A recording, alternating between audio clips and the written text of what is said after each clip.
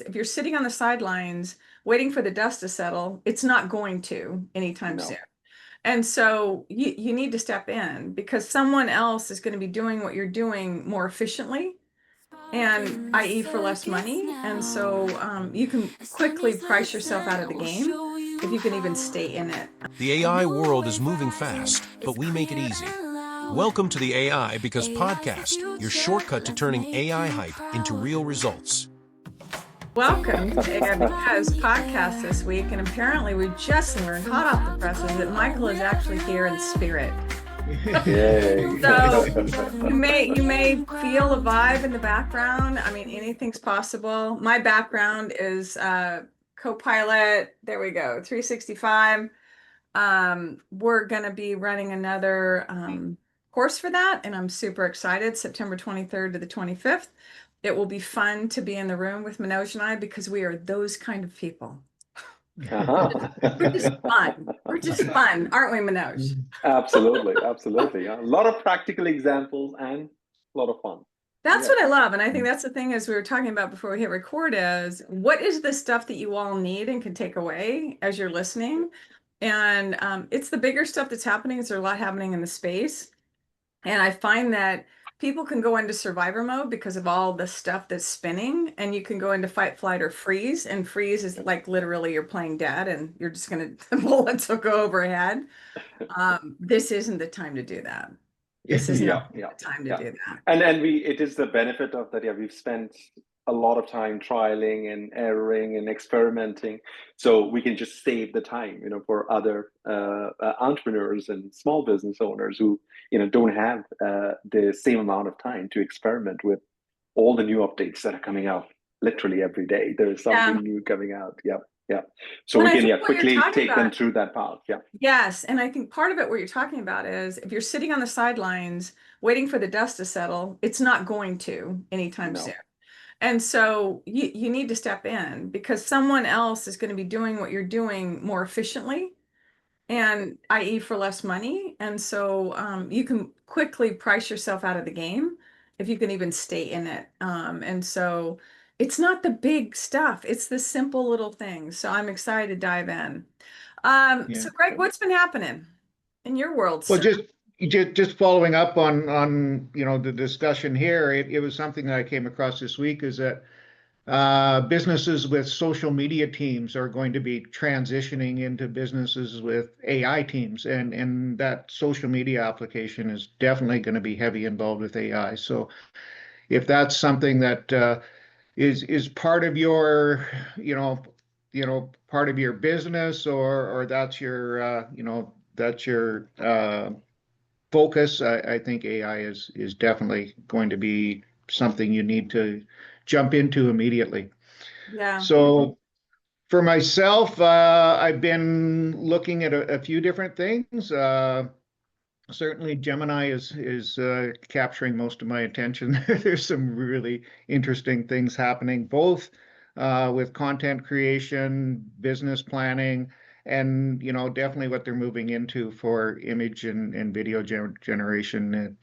Gemini is something really to take a good hard look at. Now, are you talking about Nano Banana? When I think about image stuff, I think of Nano Banana. I haven't which, by the way, there yet. It launched as Nano Banana, and I guess Gemini has this other word for it, but no one is going to let go of the frickin' nickname. It's not going to happen. It's Flash. I think it's Flash. It's called, and I've got three images that I meant to this weekend to get in there, and I just didn't find the time to do it. So I'm pretty excited about that. Yeah, because that one you can find and replace, so you can have a background. You can create different backgrounds. So there's a lot of, and the quality is amazing, and the precision of it is amazing, because some of the examples I've heard about is like a shopping cart, right? There's and you're probably listening going, okay, I don't want a picture of a shopping cart, but I'm just telling you how good it is. Shopping cart with a bag of dog food in it, and you've got the picture from behind the person, and the prompt is add another bag of this dog food. And the other bag gets added to the shopping cart of that dog food with the details of the original bag.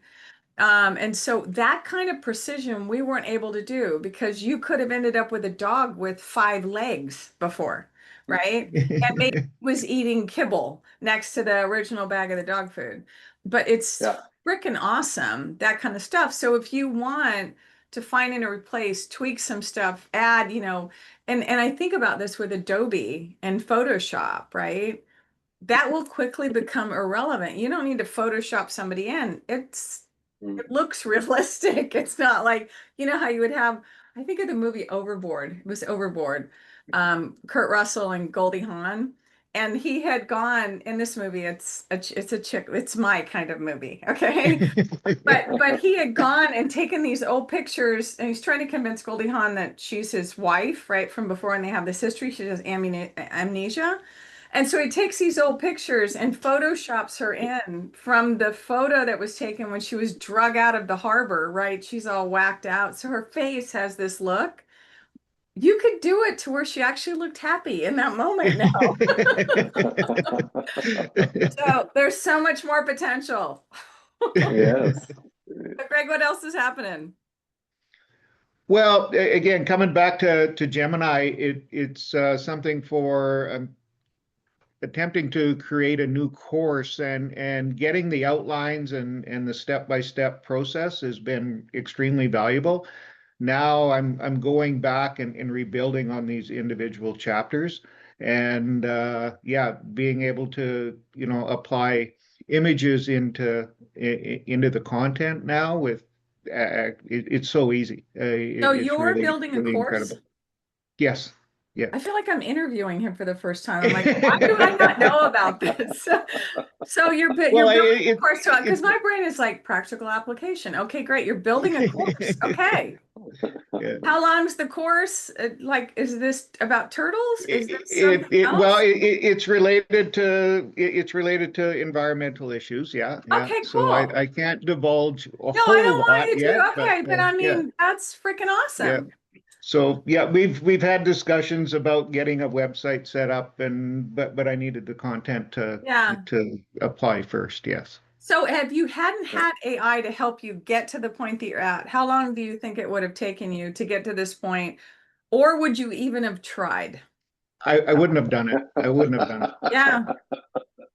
I think that's a huge call out too, because a lot of people, not all people, a lot of people are so focused on what's going to be taken away.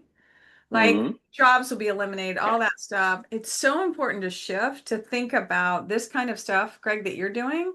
What are the things I can now do that I never would have even considered before? Yeah, and that also came up in one of the robotics podcasts I was listening to, that because one expert was arguing that robots will replace humans, but the company which is making the robots was saying, no, it's actually, we're going to be able to do so much more, which we don't do today because it's either very expensive or we don't have the skill set.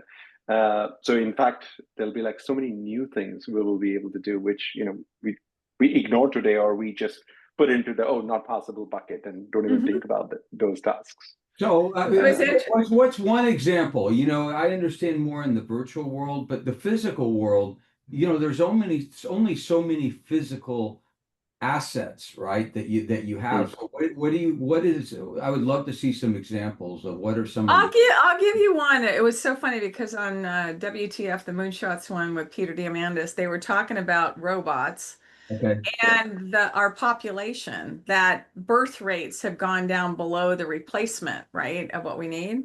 And so what he was talking about is if you have couples that right now both are working, it's crazy. People are, deciding later in life if they're going to even have children, and maybe it's a child and not children.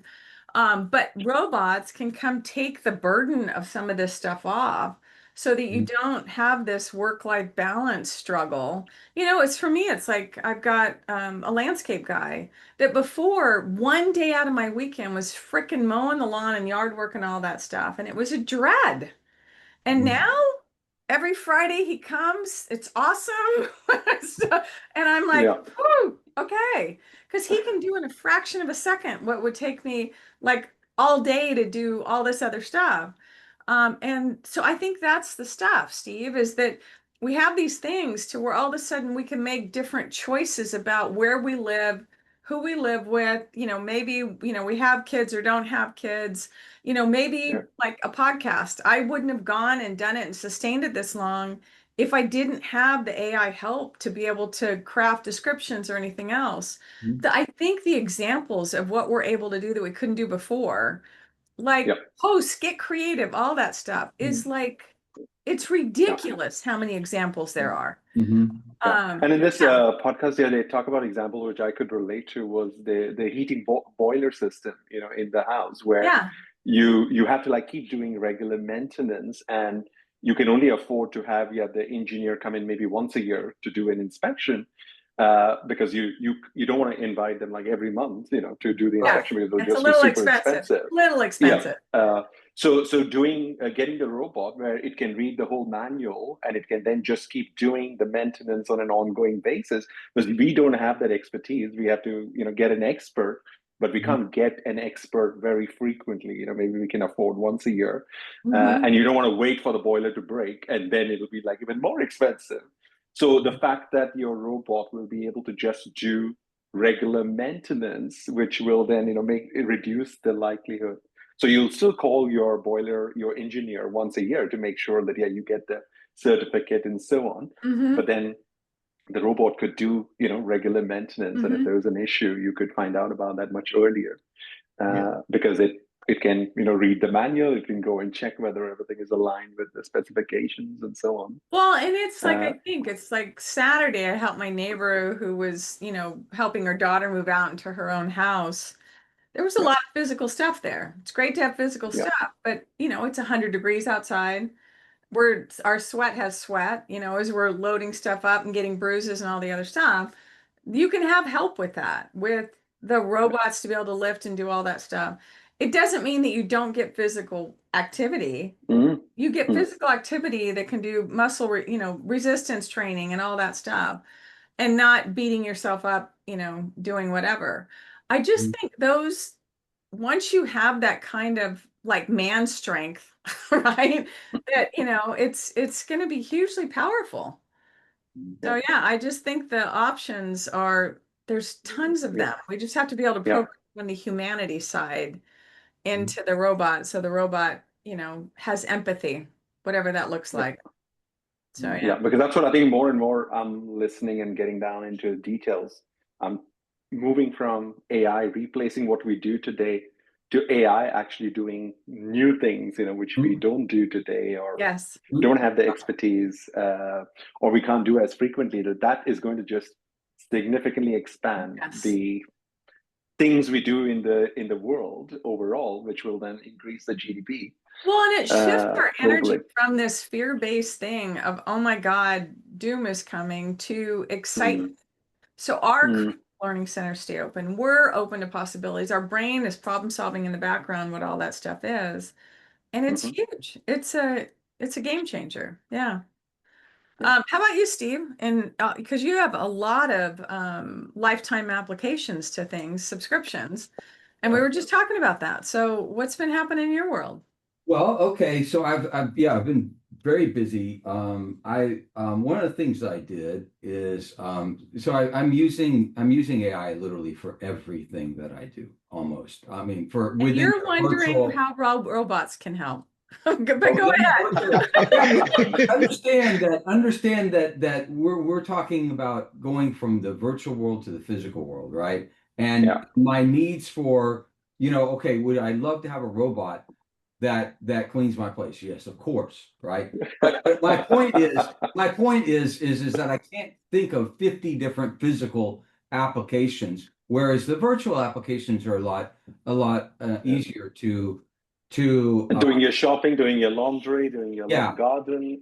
So when you're in an apartment or a townhouse or condo and you don't have a yard, it's different. So you're limited to the space of your walls in that. So I think it's different. And people who have children or yard maintenance, more laundry. How many loads do? You might do a couple. Of someone else probably does 10. Clearly, if I had a farm or something, I could think of farm. Okay. Right? Yes. A farm. but it's going to be interesting, right? Because I have no doubt that even for people that don't have farms and that maybe have small yards or no yards, there will be physical applications that come up. They're just not on my radar right now. But it's an interesting thought experiment to It is. actually, because So other than that, what's going on with you in the virtual world? Okay, so yeah, I mean, I'm using AI for prototypes of applications. I've been testing some applications because before AppSumo launches new products on their marketplace, they have people called betalings. I'm a betaling that test. Oh, you're a beta Yeah. That test these products. Congratulations, you little Yes, beta that ling. test these. You have a shirt? I do. No, I don't actually. But anyway, the point is, like I've tested some cool apps though. And then among one of the things I did as I was testing, I trained a model on my face, so then I could create all these cool different pictures. So Look at him in beta ling mode. Here he yeah, is. right. I just So- imagine that you've got little antennas that come out, and did you have a mask that you wear for being a beta ling? No, there's none of that. So cute. But I enjoy being able to see what's coming down the pipe. I know you how do. people are thinking about things and some of the creative applications, uses of AI. So what are you doing differently as a result of the knowledge that you have now? Well, like I said, I have completely, I work in product management, Right. and I've completely changed my workflow. Okay. For writing user stories, for example. Okay. For doing prototypes, I don't always do I don't always use a AI prototyper. I pick my tool for the job. Right. But I very much have incorporated, whether it's writing, anything, writing user story, prioritizing features, everything. I have a GPT for that. Like there really isn't anything, any aspect of my work. I work in financial technology product management, that I haven't figured out how to, at least to some degree, use AI for. Also, I have a question. Yeah. Because my brain always goes to the question of what kind of savings do you think you have, time savings? How more efficient are you? And just directionally correct. Directionally correct, I would say probably at least 35%. And then on top of it is the fact that the user stories, for example, that I get, they're much more detailed. I mean, I would very clearly lay stuff out, but with AI, I can get it to do twice as much and literally do a whole testing sequence flow. So I would say the time savings are they can be seen in different ways, not just in the creation of materials. But again, the thing is you do have to know what you want. If you're not clear on I what you agree. want, I agree. what problems you're solving, none of this matters, right? I agree. Yeah. But when you are, then you can guide the AI but it'll think of things that I don't think of also though. Yeah. Right. And so yeah, it's a beautiful, it's a partnership and it's an acceleration. And you're a betaling. Yes. Yeah, absolutely. Just what a cute little name. Yeah. Yeah. Well, congratulations. It's kind of a funny I'm thing. gonna have to find a little emoji or something to go along with that Okay. to have chat help me create an image of a betaling. Sure. It's gotta be. I'm sure they so might really appreciate it. I haven't. Yeah, there you go. Felt the need. I haven't felt What the a need. cute little name. And Mhm. that just, it fits you. It fits you. Okay. Steve the Betaling. Okay. Congratulations. Manoj, what's happening, sir, in your world? You're not going to let that go, right, with Steve now? Yeah. Awesome. You got two things now on him: the lifetime membership and beta link. Yeah. Well, they're both connected. It was like Yeah. Yes. I was telling you guys before, my dad, there was when the VHSs were out and then the DVDs came out and stuff, my dad was like the first in line to buy. He just collected this stuff. Kind of like you, Steve. You remind me of him. I've Yeah. told you this before. Mhm. He had an employee discount at the store that sold the DVDs and all the stuff because he bought so many. He would go in and it wouldn't be just one copy because I would go over his house and he'd go, "Hey, I got you a copy of this movie." And I'm like, "Well, thanks, Dad." You know? Right. But that reminds me of you, Steve. So Okay. anyway, Yeah. go ahead, Well, Manoj. you know what? Too much physical stuff. Like I would go nuts with a bunch of DVDs sitting around. Or Well, back in the day, you would have been okay with it, but now that it's not, you're streaming. So this is how much we've Yeah. changed, right? that is true. Yeah. Yeah. Cool. Okay. On my side, we have just partnered with a organization in UAE. So we are going and we're going to go and run the Copilot course, which we've done for risk and compliance professionals online so far. And we've had the participants from 38 different organizations who attended those courses. So UAE came on the radar because I saw a statistic somewhere where after US and China, UAE is the third biggest investor from a country perspective in AI. It became the first country which signed a deal with OpenAI to give ChatGPT Plus to all citizens. So OpenAI, so it became the first country to do that, where all citizens will get, instead of paying the $20, they get that for free from OpenAI. So there's a lot of interesting stuff happening, and even the regulators are doing a lot of interesting stuff with AI. OpenAI is doing something with India to be able to give them access to they're coming up with a more discounted offer, because $20 doesn't work in India. But in case of UAE, the government will pay OpenAI the $20. So there is no discount. Which is ingenious, okay, for OpenAI when you think about getting it into how people do stuff, right? And then you have to wonder how likely are people to switch to a different LLM if they're entrenched and embedded and that's what they're used to. It's like with me, I don't think about going to Claude. I don't really think about going to Perplexity because chat is my first option because that was just what I got used to. So it's actually ingenious marketing. Yeah, that install base that I was surprised when ChatGPT 5 was launched that they have 600 or 700 million users now. 700 million, on using ChatGPT. It's so that's exponentially. a huge number. Yeah, they have GPU issues is all. They've just got to get some more behind it because of ChatGPT is great. It is great, but it definitely has shortcomings, and that's why Google Gemini 2.5 Deep Research is my absolute favorite. And then the one that I was talking to you guys about, HRM, the new agent with that I was listening to this morning that came out. Different model, it thinks differently and goes through thinking loops. I guess it's more affordable. It's open source. Haven't played with it or anything, but I mean it challenges on the reasoning part of it. It does better than on certain tests that they've done on GPT, on chat and others. So there's some cool stuff out there. So sorry, Manoj, back at you, sir. So those are we're running two courses. So the first one is in Dubai. It's a face-to-face. I'll be traveling there and teaching with the partners. So 28th October is in Dubai and 30th October is in Abu Dhabi. So if you're going to be in Dubai or Abu Dhabi, then reach out because you can go in person. Yes, and the details are available on riskspotlight.com/UAE. So that's the link where. And we have the one coming up for AI Cloud Strategists, not risk focus for everyone else who's not in that space or is. The Copilot course, it's virtual, September 23rd to the 25th. It's 2 hours a day.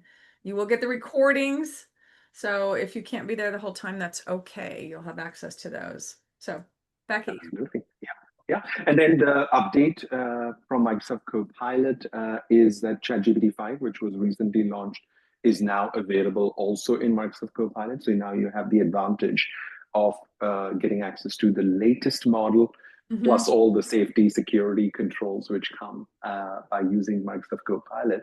And it's interesting because with ChatGPT, the big difference is that the model decides when it'll use the reasoning steps rather than just responding to your answer.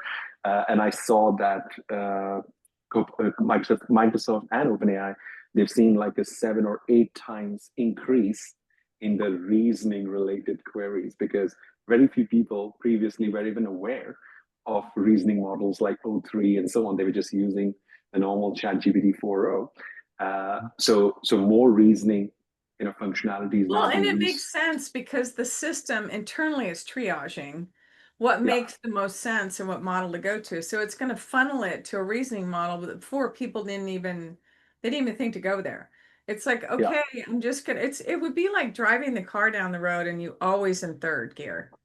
You never get going to overdrive. You're just always in third gear. It's like, okay. Don't even know you can other gears. Yeah.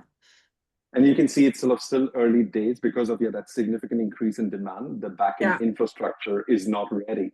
So Copilot has slowed down. I even saw that in ChatGPT, that GPT-5 was supposed to be faster in terms of responding. It's not.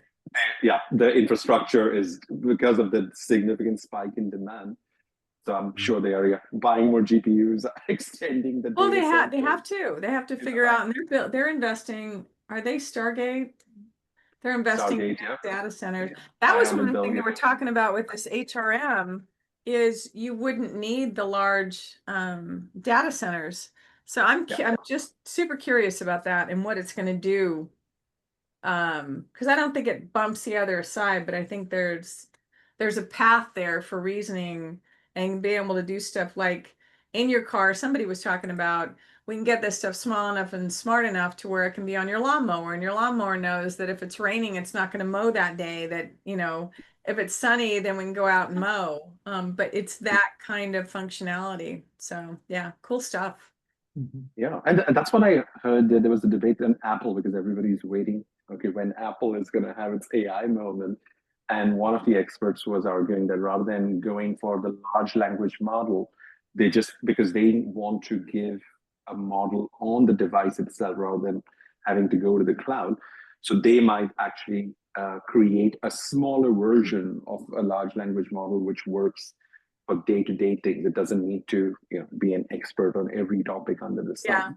So it'll be interesting. I had not heard of that argument that Apple might be the first company which will create a usable small model that gets installed on. Well, they're trying to catch up. It's interesting. I can't remember who I was listening to, maybe over the weekend, and they were super excited because, and maybe it was WTF Moonshot, that you've got this battle going on now between the big guys. Before they were kind of playing nice in the sandbox.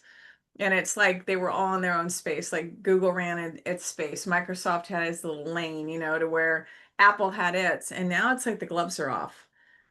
Because you've got this space that you can't afford to sit back and play nice. You can't, because you could potentially run the risk of being irrelevant.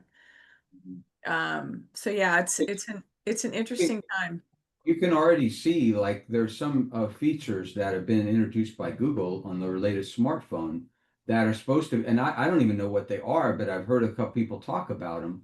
That the person I heard talk about was, this will make me actually think about switching to the Pixel from the iPhone, right? So they have to be very, very aware of it, because at the end of the day, you can have the most beautifully integrated software, you can have the best form factor, highest performing chip, but the AI is a critical part of the functionality of the device, and if it's lacking in that, people, I just think that as people become more aware of the AI and more sophisticated consumers, they're going to demand more. And well, you have an expectation. It's like, I think about what you're talking about, Siri or Alexa, right, in the Amazon space. And then, I mean, Alexa is so irritating, because I'll go to ask something, she goes, I can't help you there. I don't know. Siri's the worst. I mean, I'm telling you, I have Siri devices and they sound good. They play music very well, but when they have to do any sort of any other feature, they're horrible. Yeah. Sure. Well, Apple's relied on, on Google search for a long, long time, and the speculation is they might just move into Gemini. So Gemini. I don't, Well, in a yeah. way, I think that maybe that they should do that, but I think that ultimately they probably won't. I mean, they may for a while. And but the thing about it is that the reason why they developed Apple Maps instead of using Google Maps is they determined that it was critical to their future to be able to do geolocation. And and I think that they're going to have to arrive at the same conclusion about the AI. I just don't. It's interesting. I heard something related, but not related in a way. It was the whole thing with Google on how big they are. Mhm. And I think there's antitrust stuff going on, just how large. And they're like, well, you can't split stuff up. Like if you took the browser away, Chrome, it couldn't stand on its own. Who would want it? And I guess Perplexity offered like, I don't know, 34 billion or something, some ridiculous amount to buy Chrome. And which is more than what Perplexity's worth. But what people are talking about, is it a stunt to do it, or is there something legit? And I love the perspective is they're basically calling Google's BS on who would want this on its own. And Perplexity's like, "Oh, we'll buy it." Well, we'll buy it so that the Fed keeps moving forward on putting pressure on Google. So interesting stuff. Manoj, what else is going on with you, sir? Yeah, no, so, and we are working with our customer in the US, the insurance company. So we're building agents. So a lot of lessons, Yeah, sort of applying what we do in real life. So we hit sort of limitations of what is yeah. possible with agents today. So we have to What come up what with is other what is workarounds. what are one or two things that you can share with us that you've learned that you thought was possible, but not possible, Yep. or the limitations that you're coming up against? I think large PDF files. So we had a use case where we had to work with PDF files which were like 300 pages, Yeah, and right now these tools are not very good at handling such a big file, because if you ask a question which is on a section of the PDF file, they answer very well. But if you ask a question where the answer cuts across the whole document, the quality drops yeah, significantly. yeah. Yeah. So that is sort of one limitation. We contacted the support team, and that's what they said, that that's a So limitation. are you still finding out with Chat GPT now underlying Copilot, even now or before? Oh yeah, this is now. Yeah, this is like last Okay, week. okay, Yeah, okay. we hit this issue I'm not where surprised, but I was wondering if chat, 5 had hopefully resolved some of that. Like you go into deep research or you do something else. Yeah. Yeah. No, so it's still an issue in terms of your Okay. large. So I think they work fine with like 25 to 50 pages PDF Yeah. file, fine. But anything above 5, the more it is, the quality drops Yeah. significantly Yeah. in terms of responses. Yeah, so Well, we I had to do. find that when I get further into threads, I had someone I was talking to, a friend, commented, he goes, chat sucks. Excuse me? What? It's like telling me one of my kids or my friends suck. And I'm like, okay, so tell me more, right? Because, well, I was doing this thing and then I'm asking it and it's still not understanding. And I'm telling it, you're not listening to me. So he's pretty far into this thread. And I said, when I experience that, because you're stuck in this insanity loop, is what's going on. Yeah, I take my toys, whatever artifacts have been built to that point, and I start a new thread. And right. that's the input into it. This is what I want. This is what I have so far because something is off. He goes, yeah, I didn't do that. And I said, but I don't just go, this sucks. Yeah, Like, yeah, what are you going to do? Take your toys and go home? You're not going to do it anymore? What? yeah, yeah. And then I think the just writing good quality prompts, so Yes. still so important, because we saw that so clearly, that if you try to do something without writing a good prompt, the quality is so bad, that it's unusable. Yeah. But if you Well, take and some I time think it's the to learn same that. way. Yeah, change management. And when we're communicating stuff to people, Mm. don't leave holes in what you're asking for. Because when we communicate stuff and we don't fill in the blanks, people's brains fill it in. Right. Because our brains are wired to make sense of what's going on in the world. And so we're going to take from whatever we experienced before, if you're not telling it to me now, and then we're going to fill in the blanks. And people are going to connect stuff that shouldn't be connected. And the AI is no different. It's well, and It's that's like, the thing is it's less about prompt structure, right? And more about logical completeness, right? And so, yeah. So you said it a more complex way. Yes. well, yes, but there's a lot of people, I've heard a lot of people lately talk about prompt structure, make sure you have the right prompt structure. But it's more about the just, like if you're talking with a human, yeah, like I mean, you're saying we're saying the same thing, but slightly differently. But in any case, it's the completeness of the dialogue. Yeah, no, I agree. And structure does matter because the order that you give information is the order that it's going to prioritize stuff to. And don't leave things up to chance unless for some reason, like Google had the thing before. Do you trust me? Put your thing in. Yeah, go. Pull up whatever you want to pull up, whoever's paying the most money. So yeah, I want to cover a couple things. Just I want to go back to basics, right? And part of it is because there's additional functionality, newer functionality. I wouldn't call it new because now anything that's more than a few weeks old is not new anymore. It's newer, right? Is in ChatGPT, you can do agents. And then as well as do connectors so agents can do stuff for you. So I'm going to share my screen really quick or slowly, however we want to do it. I'm going to share my screen. Fast or slow? I'm just going to share it. Okay, you can see it, right? Mhm. Okay, so when you're going in to create, if you go to the plus, there's some options here now. And agent mode is one of those options, obviously deep research and using connectors. So before we go into this, right, because when you talk about using connectors, connectors is what you've connected the AI to, like your calendar or your Google Drive or whatever.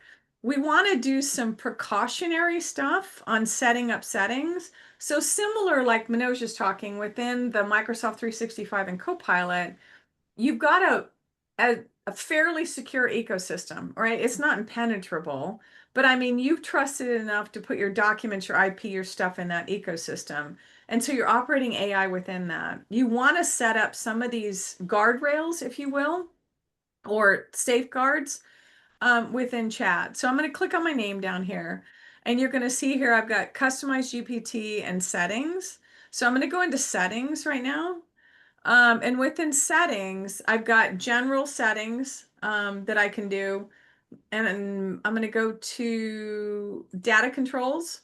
So one of the ones that has been recommended to do, which I've done, is, and you're defaulted here to improve the model for everyone, and it's on normally, okay? It's normally on. What you want to do is you want to turn it off. So you want to just have the learning within your own learning model and go out, especially when you're going to go beyond and give more information that's particular to you. So that's one of them. The other one is within security. So you want to turn on multi-factor authentication and go through that process to where you've got to back up a multi-factor authentication process in place before you go and set up and connecting ChatGPT to anything outside your world. This doesn't make it 100% secure, but you want to put those, those hurdles, in place. So the connectors, what you can do is you can see down here, there's a number of them that you can connect to. And lo and behold, Outlook Calendar is also in that space. I've connected Canva. It's an account that I have, my Gmail, one of my Gmails, and my Google Drive to be able to reference stuff, in my Google Calendar. So what you do is you enable these, right? So now I can go back and manage and disable, but I enabled these. And so because of that, when I now go into agent mode, I can reference and pull in my stuff, my connectors, right? So here I've got Google Calendar, Gmail, Canva, and web search is all on when I'm going to my agent. So when you go into this, and I'm not going to go too deep in it, you can now search over your Google Drive, or you can set up a process. And what I did was, an example, I was attending a training and she went off. There was a couple different things she did, but one of the things she did that I thought was so freaking cool is set up study time for herself. So if you want to block time for, maybe you're going to do marketing and do promos on marketing, but your calendar is just all over the board. Because this agent now has access to your calendar, it can go in and create that time that, here, let me see if I can do this for you. Hold on. So I want to set up social media time. So I want to be able to promote my business, and let's just say 30 minutes every day. I don't have a time. It's going to be between hours of 7 a.m. and let's just say 7 p.m. And I want to do it Monday through Friday. If you can calendar that for the next month for me. So I don't want to take too long. I'll cut some stuff out if it takes too long. But here's my prompt, right? So I spoke to it, so I don't have to type it because it would have taken me a heck of a lot longer. So I was setting up my desktop. So I love the fact that it worked for 5 seconds. Scott, I'll schedule a recurring 30-minute social media promotion event in my Google Calendar every weekday between 7 a.m. and 7 p.m. for the next month. So you didn't specify a time. Would you like me to pick a consistent time or prefer a different time? Whatever is available in the morning. Because I'd rather do morning for this than evening. I kind of fade at the end of the day. I'm my best and brightest, and I feel so sorry for you guys because you meet with me every morning in the mornings. But that's where I'm on. So it's gone in to do Python script, right?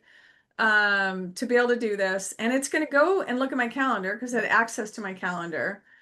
And it's telling me what it's doing right now, which is pretty freaking cool. And it's doing it a heck of a lot faster than I could. Capabilities, reading API. And this is the desktop that it's set up within the model. The typed URL wasn't executed correctly. Environment might not load due to cross-site issues, disabled third-party code. Okay, so I have to authorize something apparently. So let's find out what I have to do. I'm examining, creating events. So it's trying to mitigate all this stuff that it's coming up against. Now, I had an issue on the mobile app over the weekend. And so it could be running into similar stuff. I'm exploring available endpoints, but it seems creating events is not possible. Now, I did authorize everything. Let me see. Oh, I have to sign into Google.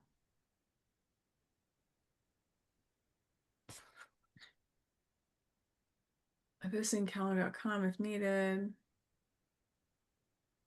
Waiting. But the page still displays example domain. That's interesting. Oh, here.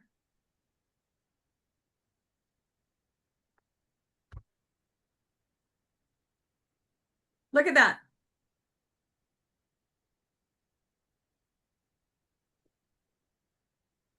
You're controlling.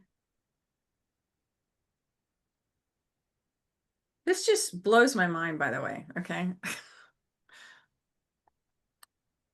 Checking login status. I should be okay now.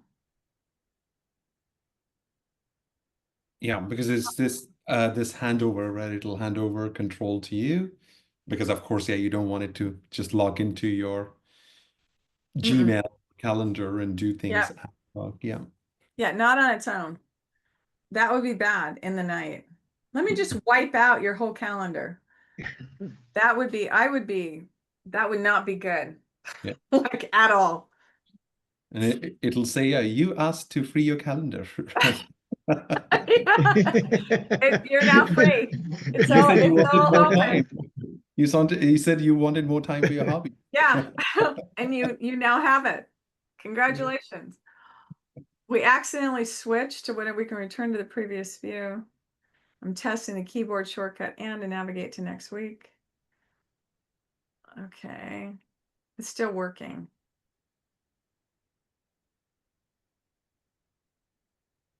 I'm guessing it's going through the next 4 weeks and then Well, trying to it's find. testing keyboard navigation. So in order to hit arrows, because I'm not doing the cursor where I would normally advance it to the next week and manually do it. It's doing it. So I keep going back whenever I run into stuff like this to where this is the worst it's going to get. It's the worst it's going to be, right? It's just going to get better. Well, and normally you wouldn't sit here and watch it like this, right? Like you would do continue doing whatever you're doing. So it's not like, it's not like this would cause you to wait in normal circumstances. Yeah. So it's finalizing now. And you're right. And one of the things that is cool is you can launch several agents at once, right? So I'm going to put this agent to go do this. I'm going to do this agent to do that. And so when I think about it, it's like there are so many things that we can connect to start creating things. And this is just built within, I don't know that the agents exist in the free one, but I only pay $20 a month. And it's so funny when I talk to some people, like business owners or other people that go, God, I don't know if I want to pay for it. It's $20 a month. Yeah. Yeah. I mean, come on. So I've identified the time row at the end, set to 8:30. I'll check on the drop down. So look at it, look what it's doing. So it's booking all this stuff. And anyone who's gone in to try and book times, even if you try and do recurring, Monday through Friday, you're not going to have a set time that's going to work for you. The advantage here, and to Steve's point, it can be in the background, but the advantage here is it's going to shift it wherever that stuff is, which is pretty freaking cool. Setting the recurrence for the event. Look at that. Is this not the coolest? So this is why you want to put the securities in place and all that stuff. So it's doing custom recurrence. It's doing all the stuff, which I would not have the effort. I would not do it. Blue, now I'll set the stuff up. I'll click on December 1 date field to open the date picker. Drop down and navigate by clicking the arrow 3 times. I'll reach this. So literally a blow by blow on what it's doing. You could probably use this as a training video for people that don't know how to schedule recurring stuff, that they go, oh, this is how I do it, because it's doing it as you would do it. Okay. So I'm going to stop sharing and we'll come back to it. I'll share the end of it. But the thing is, I did it for something else, and this is just the tip of the iceberg. There's so many other things that you can do with agent. My caution here is get the data, get the security controls in place before you start linking up.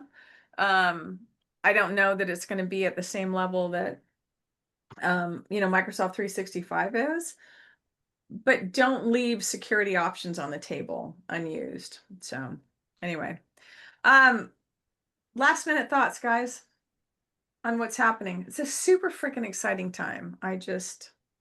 We can talk more next time or some other time about the agents. There was been some cool stuff, like a Stanford experiment in which they actually discovered novel potential therapies for COVID-19, in which the human was only involved in like 1% of the research process, and the agents actually came up with their own kind of thoughts. They weren't just executing, and so I know about the experiment at a high level. I'm curious to dive into it in more detail, but that's just tip of the iceberg, obviously. Oh, the medical space. Well, it's not, that's a medical for sure. That's medical. Yes, and there's going to be a lot, because a lot of the developing new drugs is just a lot of testing. Of course, there's planning and other things that go into it, but there's a ton of iteration of testing, right? And it would be great. But I'm saying that, all right, you take that and certainly don't want to discount it, because it's going to be huge. hopefully will lead to accelerate drug discovery. But then go outside of the medical realm, apply it to other realms. The similar tenets, can be applied in plenty of other areas too. Well, they're doing it now. I mean, Yeah. they're doing it now. Yeah. Greg, Manoj, last thoughts. I just wanted to help Steve out and give him something to think about as far as robots on farms. So it's been about 10 years, Steve, that on dairy farms there's two different kinds of robots. One that pushes the feed up for the cows every 2 to 3 hours, and another one that actually milks the cows. And these robots have been working 24 hours a day doing an awesome job. So just kind of to help you out a little bit on the farming aspect. Nice, very good. Thank you, Greg. I'll be sure to think about that one for more. And from my perspective, it's just the use cases. Just keep implementing, because it's such a vast discipline. There are so many things you can do, but just pick one thing, solve it, then move on to the next thing. That if you don't focus on that, it's just overwhelming, the amount of change we are dealing with. Yeah. Gemini Storybook is another fun place. So if you haven't checked it out, check it out. You can create some cool marketing things in a storybook form to market what you do. So those kind of things are awesome, and share the link with people. So anyway, lots happening. The thing is, start. A quote from Sonia Choquette was something around the lines of, if you don't start at the beginning, you'll never get to the end. And it's just start. Just start. So anyway, thank you guys. This has been AI Because. Please like, share, subscribe. Until next time, have a freaking awesome day. Thank you. Data and dreams combined in the air. From cloud to code, oh, we're everywhere. Innovation driving, we're breaking ground. With AI tools, let's turn it around. AI because we're powering your moves. Tech that's here for good, bringing all the moods.